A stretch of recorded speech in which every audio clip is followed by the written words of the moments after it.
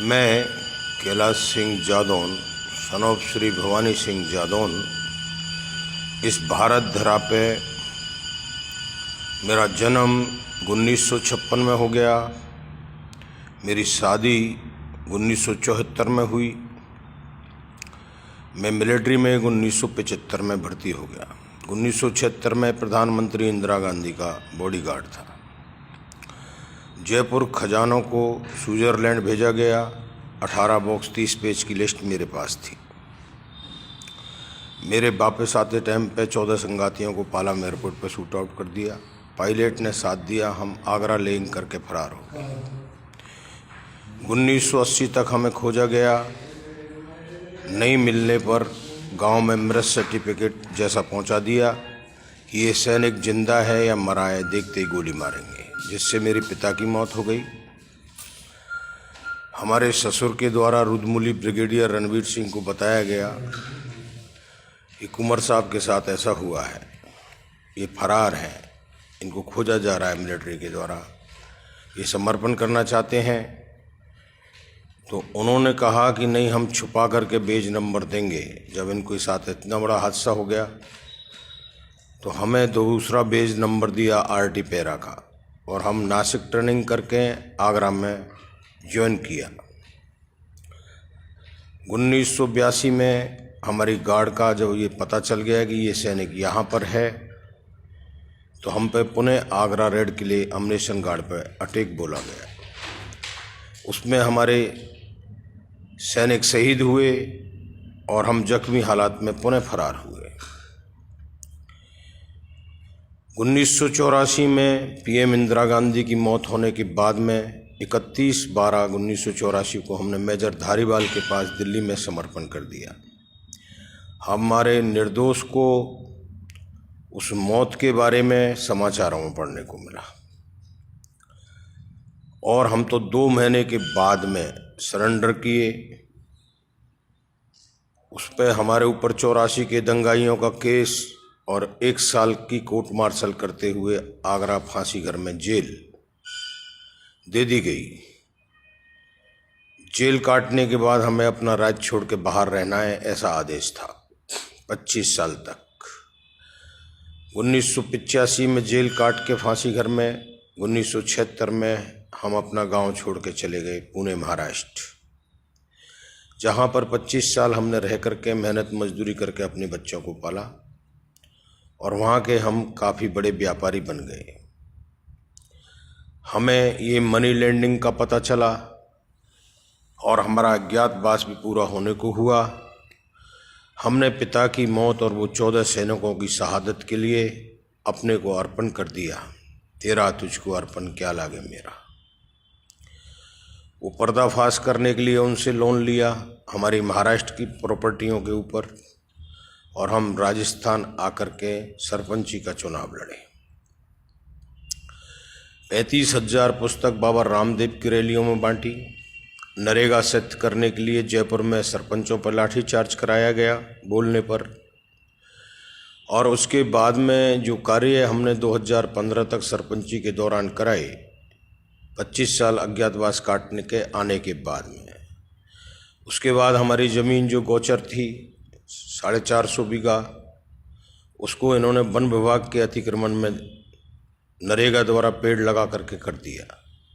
हमने ये अनाथ गौवंश की सरपंची उतरने के बाद आवाज़ बनाई, और 15,760 गौवंश को हमने उसमें पाला। 3 साल पालना करने में मेरी महाराष्ट्र की एक एक करके सारी प्रॉपर्टियां हमें सेल करनी पड़ी।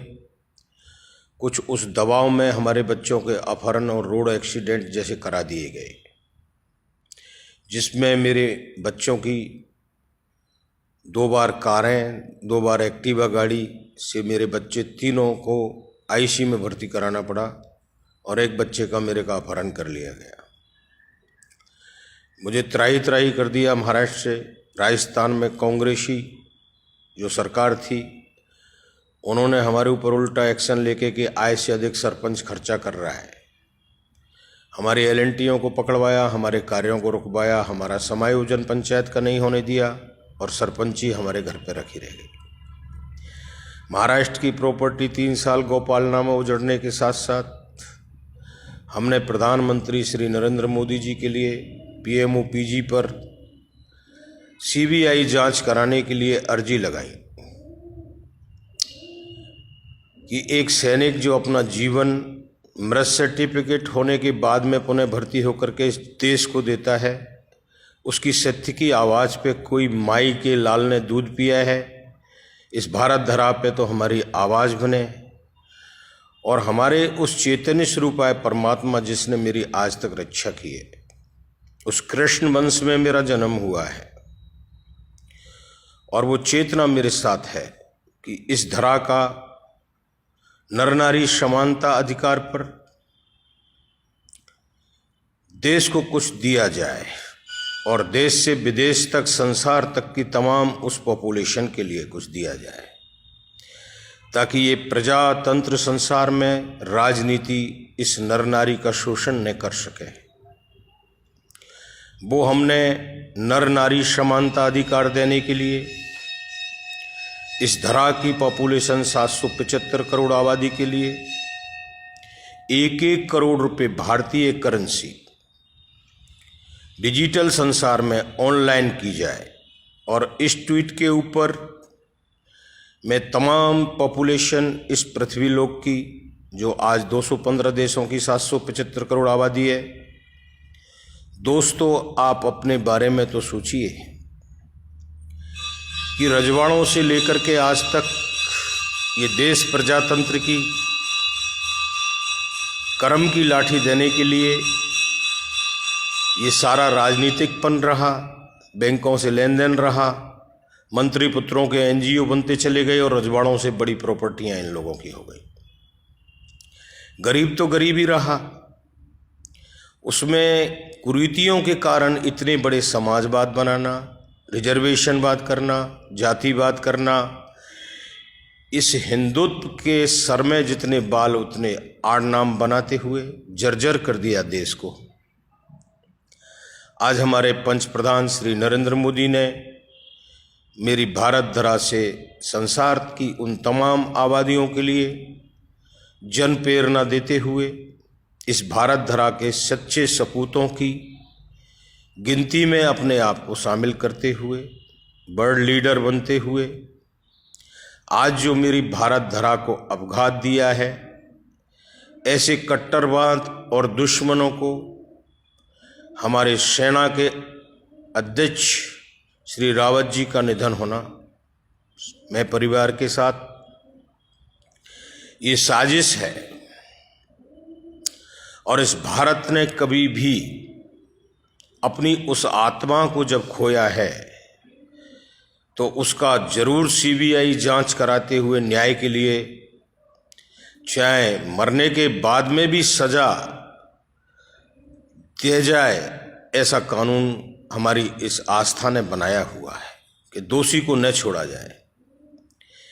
इसलिए इस संसारी राजकारण में ये कैलाश सिंह भी CBI जांच कराने के लिए अपने जीवन की प्रधानमंत्री श्री नरेंद्र मोदी जी के लिए एक काना अपील करता है कि आपका जन्म 17/4/1950 का है, जो आप धनुधर के रूप में हैं, और मेरा जन्म 1956 का है। मैं सारथी रहा हूं और उस वक्त को आज 5120 वर्ष हो चुके हैं। कलयुग समाप्ति हो चुकी है, हम द्वापर में पुनः प्रवेश कर चुके हैं। 6900 वर्ष टोटल वक्त बचा है इस धरा को जल में डूबने के लिए। तो ये कलयुग अवतार के रूप में मैं ये वीडियो भारत धरा से संसार को दे रहा हूँ।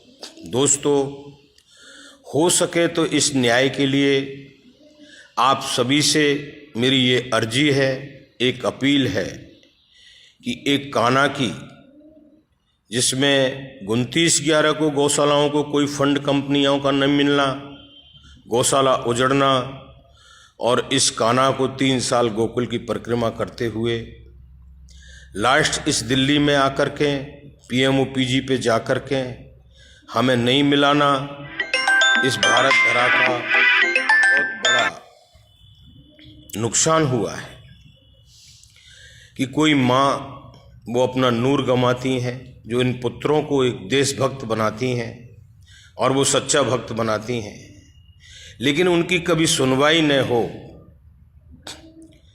तो कम से कम पहले जो दुश्मन लोग सुनवाई करते थे वो उसको फांसी जरूर दिला दिया करते थे।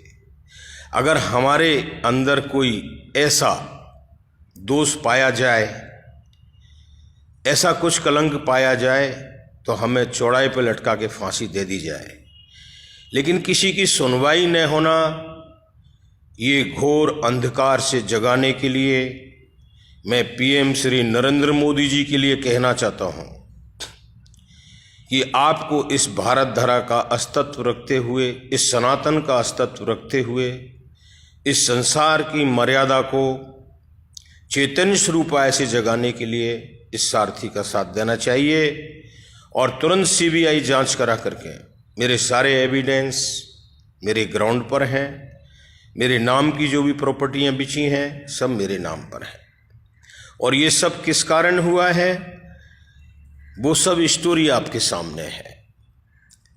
अब इसमें मुझे क्या चाहिए, मेरे लालसा इतनी क्यों लगी है कि मेरा वो कान्हा के रूप में जन्म हुआ है, और मुझे तो इस गौरक्षा के लिए लगी हुई है।